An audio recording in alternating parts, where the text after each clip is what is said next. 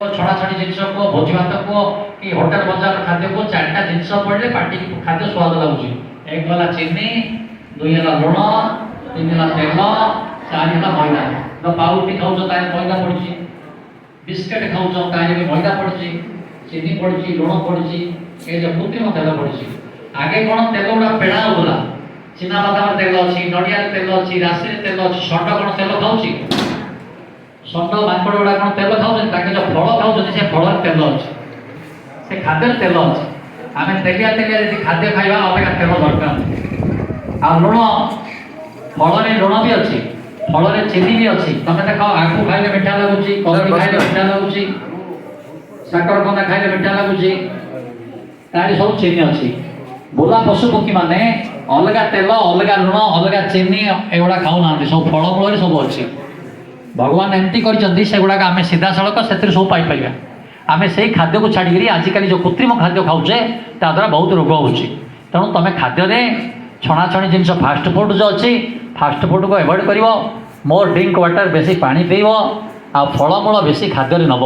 ତାହେଲେ ତୁମେ hero heroine ଭଳି ସୁନ୍ଦର ଫିଗର। ଯେତେ ହିରୋ ହିରୋଇନ୍ ଦେଖୁଛ ତୁମକୁ ଆସିକି ଟିଭିରେ ଦେଖାଇ ଦେଉଛନ୍ତି କୋକା କୋଲା ପିଇବ, ପେପ୍ସି ପିଇବ, ଅମୁକ ଲଗେଇବ। ତାଙ୍କେ ସେୟା କରୁନାହାନ୍ତି, ତାଙ୍କେ ପଇଡ଼ ପିଉଛନ୍ତି। ହିରୋ ହିରୋଇନ୍ ମାନେ ଦେଖ, ସେମାନେ ଖାଲି ଦେଖାଉଛନ୍ତି ତା ସେଲିଂ ପାଇଁ, ତାଙ୍କୁ ଆଡ଼ଭର୍ଟାଇଜ୍ ପାଇଁ ପଇସା ମିଳୁଛି। ସେମାନେ ନିଜେ ସୁନ୍ଦର ଫିଗର ପାଇଁ ପଇଡ଼ ପିଉଛନ୍ତି, ପଇଡ଼ ପାଣିରେ ମୁହଁ ଧୋଉଛନ୍ତି। ପଇଡ଼ ପାଣି ଲଗେଇଲେ ତାଙ୍କର ଚିହ୍ନ ବର୍ଣ୍ଣ ଲିଭି ମାନେ ସୁନ୍ଦର ଦେଖାଯାଉଛି। ବିଭିନ୍ନ ପ୍ରକାର ଫଳମୂଳ ଖାଉଛନ୍ତି, ୟୋଗା କରୁଛନ୍ତି, କିନ୍ତୁ ତୁମକୁ ଦେଖାଉଛନ୍ତି ଏଇ ତେଲ ଲଗେଇବ, ଏଇ ଖାଦ୍ୟ ଖାଇବ, ଏଇ ପାଣି ପିଇବ, ଏହା ନୁହଁ। ତେଣୁ ତୁମେ ସବୁବେଳେ ପ୍ରାକୃତିକ ଖାଦ୍ୟପେୟ ନେବ, ତାହେଲେ ସ୍ୱାସ୍ଥ୍ୟ ବହୁତ ଭଲ ରହିବ। ମୁଁ ଆଉ ବେଶୀ ସମୟ ସେ ଦିଗରେ ଯାଉନି। ଆମେ ଯଦି ତେଲ, ଲୁଣ, ଚିନି, ମଇଦା ଜାତୀୟ ଜିନିଷକୁ କମେଇଦେବା, ଆଉ ଆମେ ପାଚିଲା ଫଳମୂଳ, ଯେଉଁ ଫଳମୂଳକୁ ରୋଗ ପୋକ ଲାଗୁନି ହେଲା, ସେଇ ଫଳମୂଳ ଆମେ ଖାଦ୍ୟରେ ନେବା। ତେଣୁ କୁହାଯାଇଛି ମହାପ୍ରଭୁ ପାଖରେ ଭୋଗ ଲଗାଉଛି ଫଳମୂଳ। ଫଳମୂଳ ଦୁଇ ପ୍ରକାର ଆମେ ଖାଇପାରିବା। ଏକ ହେଲା କ'ଣ, ପାଚିଲା ଫଳମୂଳ ସିଧାସଳଖ ଖାଇପାରିବା, ପାଚିଲା ଫଳମୂଳ କମଳା, ପାଚିଲା କଦଳୀ ସବୁ ସିଧାସଳଖ ଖାଇପାରିବା। ଆଉ କଞ୍ଚା ଫଳମୂଳ ସାଲାଡ୍ ଆକାରରେ ଖାଇପାରିବା।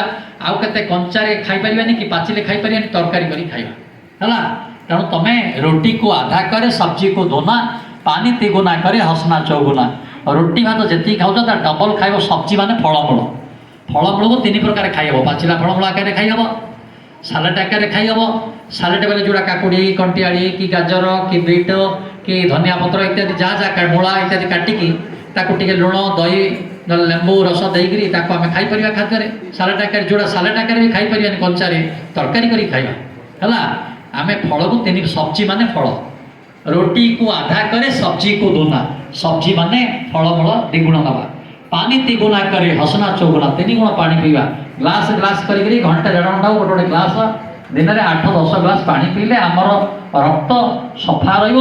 ଆଉ ରକ୍ତରେ ମଇଳା ଯାହା ରହିଛି ପରିଷ୍କାର ଆକାରରେ ବାହାରିଯିବ।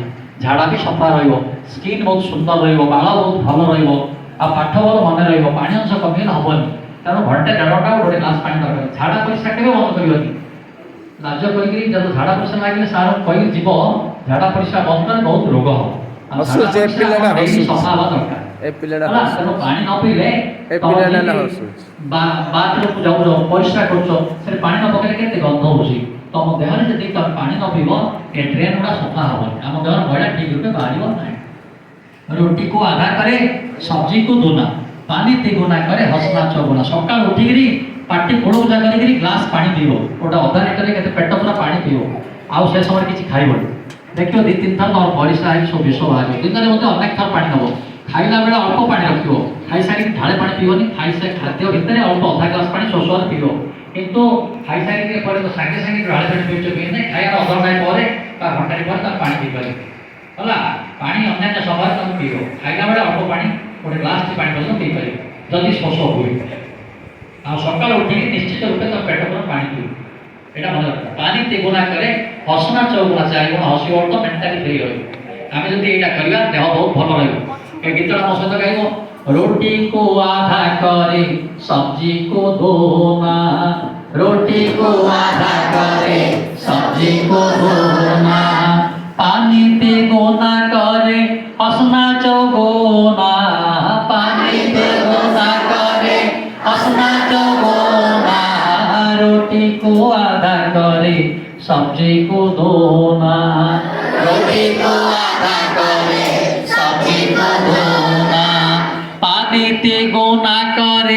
हंसना चौगोना पानी तिगुना करे हंसना चौगोना रोटी को आधा करे सब्जी को धोना रोटी को आधा करे सब्जी को धोना रोटी को आधा करे सब्जी को धोना